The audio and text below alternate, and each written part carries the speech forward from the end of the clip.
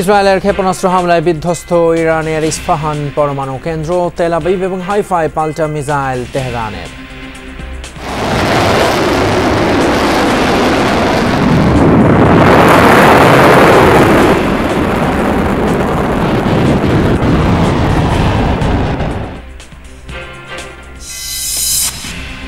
OIC সম্মেলনে ইরানে Israeli আগ্রাসনের নিন্দা, আগ্রাসন বন্ধে মুসলিম দেশগুলোকে ঐক্যবদ্ধ হওয়ার আহ্বান বাংলাদেশের। নির্বাচনের মাধ্যমে নতুন রাষ্ট্র নির্মাণে জনগণের চাওয়া পূরণ হবে আশা মির্জা ফখরুলের। দেশের স্বার্থে সব দলের ঐক্যবদ্ধ হওয়ার বিকল্প নেই বলছেন বিশিষ্ট জনেরা। দল নয়, সাময়িকভাবে নিষিদ্ধ আওয়ামী লীগের কার্যক্রম, বিবিসিকে প্রধান উপদেষ্টা। জনগণের অংশগ্রহণই প্রকৃত অন্তর্ভুক্তিমূলক নির্বাচন। Awami League is not banned. Activities of Awami League has which would include an election. And temporarily. Whether the election will be included or not, it depends on the election commission to decide.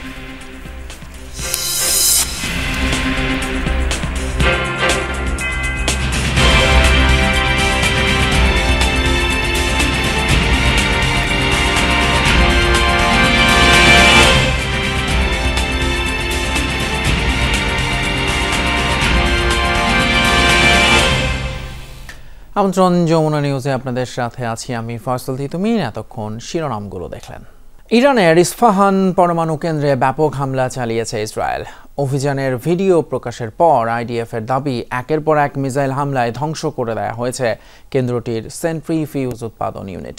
এর পাশাপাশি গেল 24 ঘন্টায় Israeli হামলায় হত্যা করা হয়েছে ইরানের আরও 3 শীর্ষ সামরিক কর্মকর্তাকে।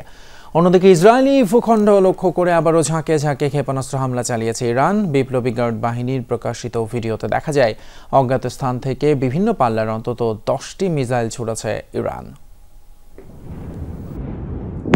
একের পর এক মিসাইল হামলায় ক্ষতিগ্রস্ত ইরানের ইস্পাহান পরমাণু কেন্দ্র।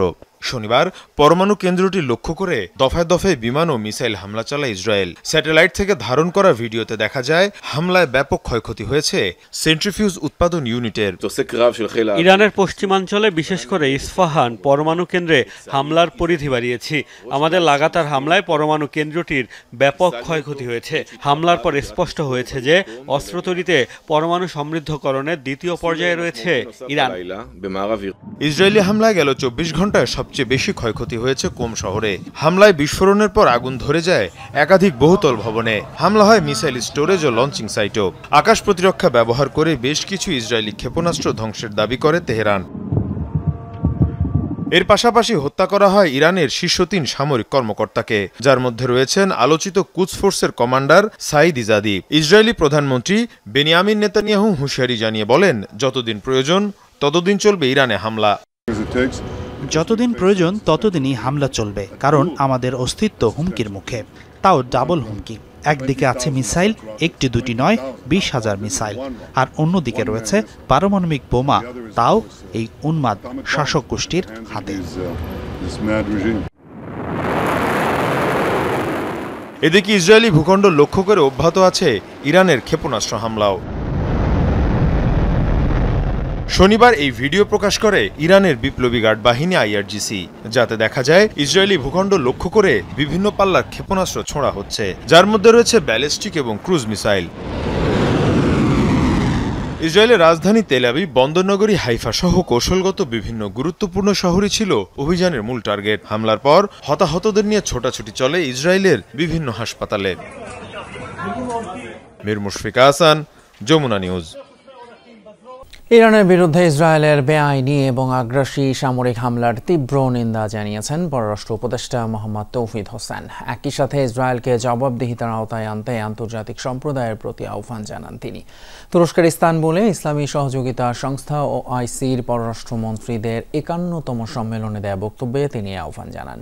বলেন, ইসরায়েলের হামলা আন্তর্জাতিক আইন, জাতিসংঘ সনদ এবং ইরানের সার্বভৌমত্বের মারাত্মক লঙ্ঘন। অবিলম্বে এই ধরনের উস্কানি বন্ধের দাবি জানান। পাশাপাশি ইসরায়েলকে জবাবদিহিতার মধ্যে আনতে ইসলামী রাষ্ট্রগুলোকে একসাথে কাজ করার আহ্বান জানান পররাষ্ট্র উপদেষ্টা। এর আগে শনিবার সকালে সম্মেলনের উদ্বোধনী অনুষ্ঠানে বক্তব্য রাখেন তুরস্কের রাষ্ট্রপতি রিচেপ তাইয়েপ এরদোয়ান। বিকেলে ইরানের উপর ইসরায়েলি আগ্রাসন ইস্যুতে বিশেষ অধিবেশন অনুষ্ঠিত হয়। বিএনপির মহাসচিব মির্জা ফখরুল ইসলাম আলমগীর বলেছেন, স্বৈরাচার ও আওয়ামী লীগ বিদায়ের পর এখন সুযোগ এসেছে নতুন করে সুন্দর রাষ্ট্র নির্মাণের। ফেব্রুয়ারি নির্বাচনের মাধ্যমে মানুষের সেই আশা পূরণ হবে। নতুন দল এনসিপির কাছে মানুষের অনেক প্রত্যাশা আছে বলে মনে করেন তিনি। বিপ্লবী ওয়ার্কার্স পার্টির প্রতিষ্ঠাবার্ষিকীর অনুষ্ঠানে তিনি এসব কথা বলেন। কর্মসূচিতে দেশের বাকি সব রাজনৈতিক দলের নেতারাও দেশের রাজনীতি নিয়ে কথা বলেন। বিপ্লবী ওয়ার্কার্স পার্টির ২১তম প্রতিষ্ঠাবার্ষিকী উপলক্ষে পুনর্মিলনী ঢাকা রিপোর্টার্স ইউনিটিতে অতিথি ছিলেন দেশের সব রাজনৈতিক দলের সিনিয়র নেতারা। সুন্দর সমৃদ্ধ বাংলাদেশ গড়ু। মত পথের ভিন্নতা থাকলেও দেশের উন্নয়নের স্বার্থে সব দল ঐক্যবদ্ধ হওয়ার বিকল্প নেই মত দেন রাজনৈতিক নেতা ও বিশিষ্টজনরা। রাজনৈতিক দলগুলোকে বলতে চাই, মেহেরবানি করে রাজনৈতিক মতপার্থক্য থাকবে, আলাপ আলোচনা থাকবে, ভিন্ন মত থাকবে, বিতর্ক থাকবে, কিন্তু এটাকে বৈরিতার জায়গায় নিয়ে যাবেন না। যে ঐতিহাসিক নির্মাণে আমরা আছি, এটা কোনো একক দলের বিষয় নয়। এটা বাংলাদেশের ফ্যাসিবাদের বিরুদ্ধে যারা লড়াই করেছে সমস্ত গণতান্ত্রিক রাজনৈতিক শক্তির সম্মিলিত অংশগ্রহণের একটা নির্মাণ। আমরা নাগরিকরা যদি সক্রিয় সোচ্চার, আমরা যদি আমাদের করণীয় না করি, অতন্ত্র প্রহরীর ভূমিকা পালন না করি, তাহলে আবারও সেটাই হবে। এই জুলাই সনদকে সুরক্ষা করার জন্য আগামীতে গণপরিষদ এবং একই সাথে গণভোটের কোনো বিকল্প নাই। মানুষকে জিজ্ঞেস করবেন, সাধারণ মানুষকে জিজ্ঞেস করবেন, রাজনীতিবিদ শব্দটা শুনবার সাথে সাথে আপনার মনে কি ভেসে আসে, কোন কোন শব্দগুলো ভেসে আসে। বিএনপি নেতারা বলেন, ৫ আগস্টের আগে থেকেই ঐক্যমত্যের জাতীয় সরকার তাদের পরিকল্পনায় ছিল। সংস্কার করতে গিয়ে যেন দলগুলোর মধ্যে সম্পর্ক খারাপ না হয় তার উপর গুরুত্ব দেন তারা। আমরা একটা ফর্মুলাও দিয়েছি যে আগামী দিনে নির্বাচনের পরে যে সরকার হবে সেটা বিএনপির একার সরকার হবে না, এটা জাতীয় সরকার হবে। এবং আমরা সবাই মিলে যে সংস্কার প্রস্তাব করেছি, আমরা সবাই মিলে সেটা বাস্তবায়ন করব। তা এখন যখন আমি সংস্কারের গল্প শুনি, কি বলছেন আমার মাথায় ঢুকে। আমরা শুধুমাত্র চেষ্টা করছি যে বিষয়গুলোতে ঐক্যমত হওয়া যায়। প্রত্যেকটি দলের একটা দর্শন আছে, ভাবনা আছে, চিন্তা আছে। কোনোদিনও এক জায়গায় সব বিষয় আসবেন এটা আমরা সবাই বুঝি, তাহলে তো আবার বাকশাল হয়ে গেল। সরকারে যে নিজের ইচ্ছা মতো চলতে পারবো এটা সম্ভব না, এটা সম্ভব না। বিজনেস অ্যাজ ইউজুয়াল হবে না।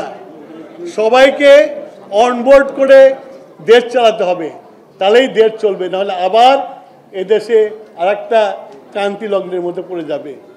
বিএনপির মহাসচিব বলেন, ফেব্রুয়ারি নির্বাচনের মধ্য দিয়ে দেশবাসীর আশা পূরণ হবে। আশ্বস্ত হচ্ছি যে সামনে ফেব্রুয়ারি মাসে একটা নির্বাচন হবে, তার মাধ্যমে আমাদের কিছুটা হলেও আমরা আমাদের সেই আশাগুলো পূরণ করার একটা সুযোগ তৈরি হবে। আজকে এই অভ্যুত্থানের মধ্য দিয়ে একটা সুযোগ সৃষ্টি হয়েছে। যারা প্রাণ দিয়েছি, যারা আহত হয়েছি, সবাই মিলে আমরা অন্তত একটা গণতান্ত্রিক রাষ্ট্র ব্যবস্থা আমরা নির্মাণ করতে চাই। বক্তারা বলেন, শুধু রাজনৈতিক দলের মতের ভিত্তিতে সংস্কার নয়, বরং কৃষক, শ্রমিক সহ অভ্যুত্থানের সকল অংশীজনদের মতামতের ভিত্তিতে সিদ্ধান্ত নিতে হবে। মনিরুল ইসলাম, যমুনা নিউজ, ঢাকা। আওয়ামী লীগ আগামী নির্বাচনে থাকবে কিনা সেই সিদ্ধান্ত নির্বাচন কমিশনের বলে জানিয়েছেন প্রধান উপদেষ্টা ডক্টর মোহাম্মদ ইউনূস। সম্প্রতি যুক্তরাজ্য সফরের সময় বিবিসিকে দেয়া এক সাক্ষাৎকারে তিনি বলেন, অন্তর্ভুক্তিমূলক মানে কোনো নির্দিষ্ট দল নয়, ভোটে সব মানুষের অংশগ্রহণ। রোহিঙ্গা সংক্রান্ত এক প্রশ্নের জবাবে ডক্টর ইউনূস বলেন, প্রত্যাবাসনই এই সংকটের একমাত্র সমাধান। চলতি মাসের ৯ থেকে ১৩ তারিখ পর্যন্ত যুক্তরাজ্য সফর করেন বাংলাদেশের অন্তর্বর্তী সরকারের প্রধান উপদেষ্টা ডক্টর মোহাম্মদ ইউনূস। সফরে তিনি ব্রিটিশ রাজা তৃতীয় চার্লস হারমোনি অ্যাওয়ার্ড নিয়েছেন। এই পুরস্কার নিতে যাওয়ার আগে প্রধান উপদেষ্টার সাক্ষাৎকার নেন বিবিসির সাংবাদিক রাজিনী বৈদ্যনাথন। প্রধান উপদেষ্টার সাক্ষাৎকারে উঠে আসে দেশের রাজনীতি, সংস্কার, নির্বাচন, রোহিঙ্গা সমস্যা সহ সমসাময়িক প্রসঙ্গ। বিবিসির সাংবাদিকের করা এক প্রশ্নের জবাবে ডক্টর ইউনূস বলেন, আগামী জাতীয় নির্বাচনের ব্যালটে আওয়ামী লীগের প্রতীক থাকবে কিনা সেটা কমিশনের সিদ্ধান্ত। দল হিসেবে আওয়ামী লীগের কার্যক্রম সাময়িক নিষিদ্ধ রয়েছে। Inclusiveness doesn't mean a particular party. Inclusiveness means participation of all people. So as long as all people are participating, it's inclusive. As long as they are voters, they are free to vote. To make it clear, Awami League is not banned. Activities of Awami League has which would include an election. And temporarily. Whether the election will be included or not, it depends on the election commission to decide. So there's a possibility then that they could be on the ballot in the next election. Again, it will be the decision made by the Election Commission. সাবেক প্রধানমন্ত্রী শেখ হাসিনার বিচার প্রক্রিয়া এরই মধ্যে শুরু হয়েছে বলে জানান প্রধান উপদেষ্টা। জানান আন্তর্জাতিক আইনের সাহায্যে তাকে দেশে ফেরানোর চেষ্টা চলছে। Looking for her to come back to face the trial and so on, use the international system, how to get the accused person back to your country and so on. So these are again the legal procedures. But how are you going to get her back? I mean, you meet Modi a lot. Use the international system. We don't have any power to grab her. সাক্ষাৎকারের একটা বড় অংশ জুড়ে ছিল Myanmar থেকে জোরপূর্বক বাস্তুচ্যুত হওয়া রোহিঙ্গা প্রসঙ্গ। ডক্টর ইউনুস জানান, রোহিঙ্গাদের ক্যাম্পের বাইরে স্থায়ী হওয়ার কোনো সুযোগ নেই, প্রত্যাবাসনই একমাত্র সমাধান। I am doing my best. I just visited along with the Secretary General of the United Nations the Rohingya camps and met over 100,000 of them around us, discussing what needs to be done and made appeal to the world. Facilitate this for them to go back. Repatriation is the only solution to that. People are busy taking care of their food and daily thing, but not talking about how to get them back to their own home. They are not destitute people. এই সংকট সমাধানের দায়িত্ব আন্তর্জাতিক সম্প্রদায়ের উল্লেখ করে অন্তর্বর্তী সরকার প্রধান সাফ জানিয়ে দেন, নতুন করে কোনো জনগোষ্ঠীর ভার বহন করা বাংলাদেশের পক্ষে সম্ভব নয়। তাজনুর ইসলাম, যমুনা নিউজ, ঢাকা।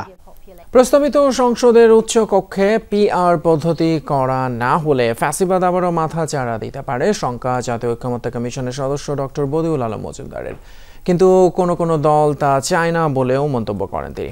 নাগরিক কোয়ালিশন আয়োজিত আলোচনায় বিভিন্ন রাজনৈতিক দলের প্রতিনিধিরা অংশ নেন। কারো অভিযোগ, সরকার এবং কমিশন কেবল রাজনৈতিক দলের সাথেই কথা বলছে, অথচ সাধারণ ছাত্র জনতার আন্দোলনেই ফ্যাসিবাদ নির্মূল হয়েছে। মাননীয় স্পিকার স্যার, অর্থ বৎসরের বিদ্যমান সংসদীয় ব্যবস্থায় প্রধানমন্ত্রী একক ক্ষমতার অধিকারী, তার উপর রয়েছে সদস্যদের জন্য ৭০ অনুচ্ছেদের বাধ্যবাধকতা। ফলে প্রধানমন্ত্রীর ইচ্ছাতেই সংবিধান সংশোধন সহ যে কোনো বিধান চালু করা সম্ভব। যেমন কারো তোয়াক্কা না করেই তত্ত্বাবধায়ক সরকার ব্যবস্থা বাতিল করেছে আওয়ামী লীগ। রক্তক্ষয়ী জুলাই আন্দোলনের পর তাই দাবি ওঠে পদ্ধতি সংস্কারের। শুরু হয় রাজনৈতিক দলের সাথে একের পর এক আলোচনা। রাজনৈতিক দলের সংগ্রাম ব্যর্থ হয়েছে, ছাত্র জনতা নাগরিকদের সম্মিলিত প্রচেষ্টায় অভ্যুত্থান হয়েছে। কোন রাজনৈতিক দলের কাছে তো আমরা সংস্কার ঠিকাদারি দেই নেই, নাকি সরকার টেন্ডার করে দিয়েছে। রাজনৈতিক দল আবার পুরোটার দায়িত্ব নিয়েছে এবং রাজনৈতিক দলই ঠিক করবে কোন শ্রেণী পেশার ভাগ্য কিভাবে নির্ধারিত হবে।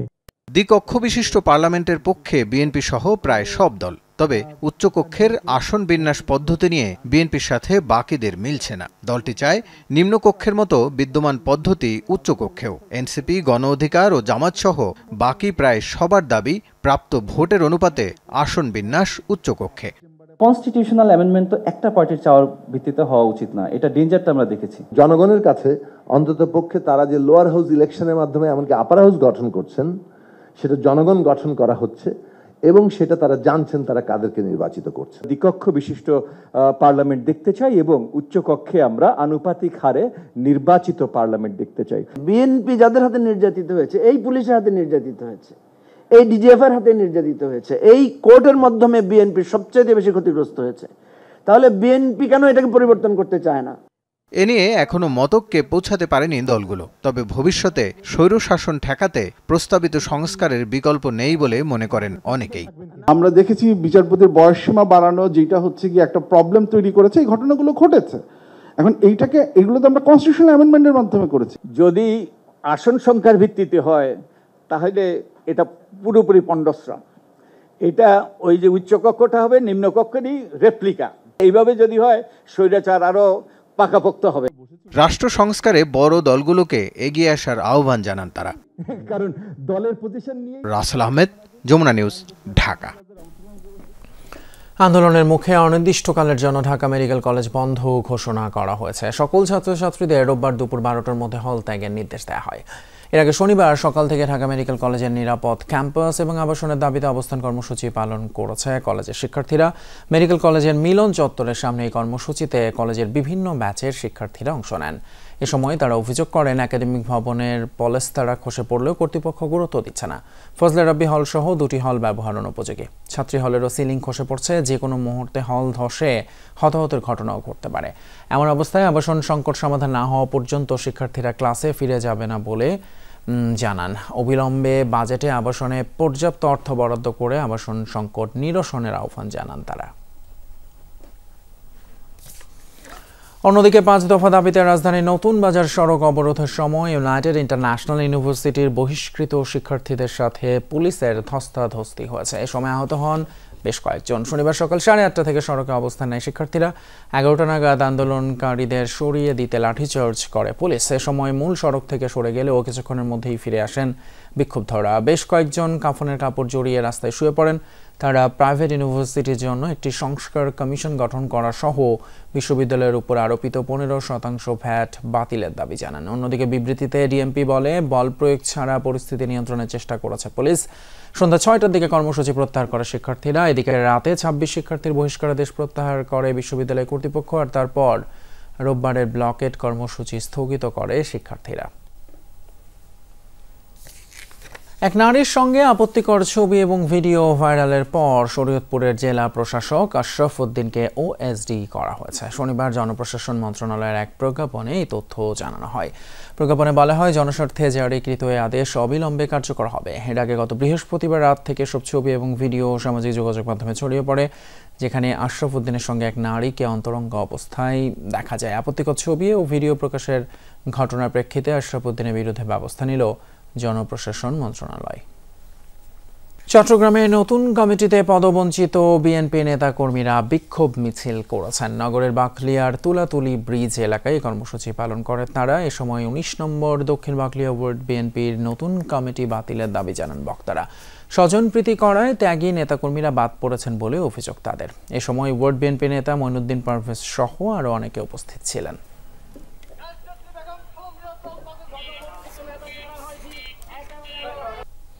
এই ছিল আমাদের এখনকার মতো যমুনা নিউজের আয়োজন। এতক্ষণ সাথে থাকার জন্য ধন্যবাদ আপনাদের সবাইকে।